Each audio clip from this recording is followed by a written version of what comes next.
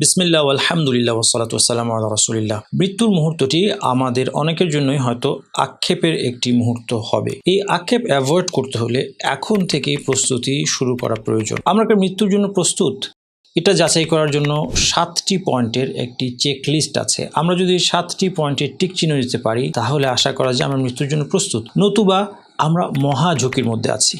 7টি point দেখার আগে বলে নিই, মৃত্যুর পরের জীবন সম্পর্কে অত্যন্ত গুরুত্বপূর্ণ একটি কোর্স হবে। আপনি এই ভিডিওটি দেখার সময় হয়তো কোর্সটি শুরু হয়ে গিয়েছে অথবা কমপ্লিট হয়ে গিয়েছে। যেটাই হোক, আমার ওয়েবসাইটের মাধ্যমে আপনি যে কোনো সময় কোর্সটি করতে পারবেন ইনশাআল্লাহ। এছাড়া আমার টেলিগ্রাম এবং হোয়াটসঅ্যাপ চ্যানেলে যুক্ত থাকুন, সেখানে সকল ঘোষণা আসে। আর আমার ইউটিউব চ্যানেলটি অবশ্যই সাবস্ক্রাইব করুন। এই ভিডিও ডেসক্রিপশনের সমস্ত লিঙ্ক পেয়ে যাবেন ইনশাআল্লাহ। আসুন এবারে 7টি পয়েন্টে আমরা মৃত্যুর প্রস্তুতি মিলিয়ে দেখি। 1 নম্বর, আমি কি আমার ওসিয়ত প্রস্তুত করেছি? কার সাথে আমার কি লেনদেন আছে, দেনা পাওনা আছে, কোথায় আমার কি সম্পদ আছে? আমি যদি এই মুহূর্তে মারা যাই, আমার স্ত্রী সন্তান উত্তরাধিকারীরা কি এগুলো জানতে পারবে? তারা কি সবার সাথে সমস্ত দেনা পাওনা মিটমাট করতে পারবে? নাকি মসজিদে দাঁড়িয়ে আপনাদের কার কি দেনা পাওনা আছে আমার কাছে আসবেন বলেই খালাস? 2 নম্বর, আমি মারা গেলে আমার উত্তরাধিকারীরা কার কাছে দৌড়াবে? তারা কি লাশের পাশে আগরবাতি জ্বালিয়ে খতম পড়ার জন্য ভাড়াটে হুজুর এনে বসিয়ে দেবে? আমার জন্য কি মসজিদে মসজিদে মিলাদ করার মাধ্যমে আমার গুনাহের পাল্লা ভারী করা হবে? আমি যে স্ত্রী সন্তানকে রেখে যাচ্ছি, আদৌ তাদেরকে এ বিষয়ে কোনো কিছু শিক্ষা দিয়েছি কি? আমার মৃত্যুতে আমার স্ত্রী সন্তান আত্মীয় তারাকে বিলাপ করবে, ফলে আমার আযাব হবে। 3 নম্বর, আমার জীবনে এখন কি এমন কোনো গুনাহ আছে যা থেকে আমি তওবা করিনি? হারাম উপার্জন, ফ্যাশনেবল পর্দা, হজকে বিলম্বিত করা, এখনো ফজরের সালাত মিস হয়, এখনো গান শুনি, মুভি দেখি। নিজেকে আমি বোঝাচ্ছি যে আরেকটু বয়স হোক, 60 বছর হোক, তারপর আল্লাহ সুবহানাহু ওয়া তাআলার সাথে সমস্ত সম্পর্ক ঠিকঠাক করে নেব। কে আমাকে গ্যারান্টি দিল যে আমি 60 বছর বাঁচব?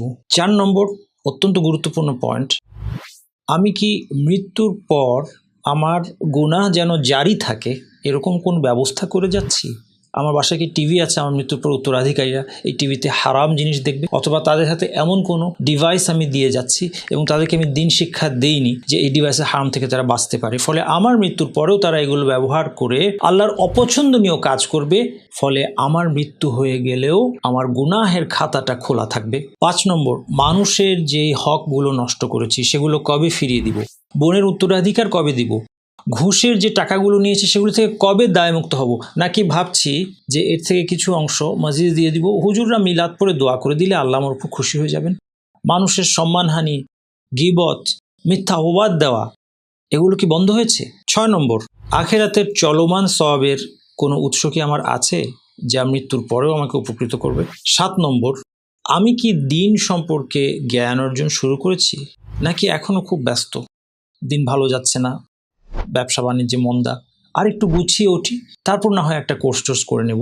যারা এভাবে চিন্তা করে তাদের দিনের জ্ঞান অর্জনের এই দিনটি কিন্তু জীবনে কখনোই আসে না। শেষ কথা হলো, আমরা আসলে মনে করি না যে আমাদের মৃত্যু হবে। এই তো আমার ভাইয়ের ছেলেটা 5 বছর বয়সে মারা গেল, আমার বন্ধুর মেয়েটা 21 বছর বয়স, তরতাজা প্রাণ, ভালো মেধাবী ছাত্রী, অ্যাক্সিডেন্টে মারা গেল, আর আমার বোনের মেয়েটা 30 বছর বয়সে বিধবা হয়ে গেল। আমার ছেলেবেলার বন্ধু সিঙ্গাপুরে আইসিইউতে সেদিন মারা গেল।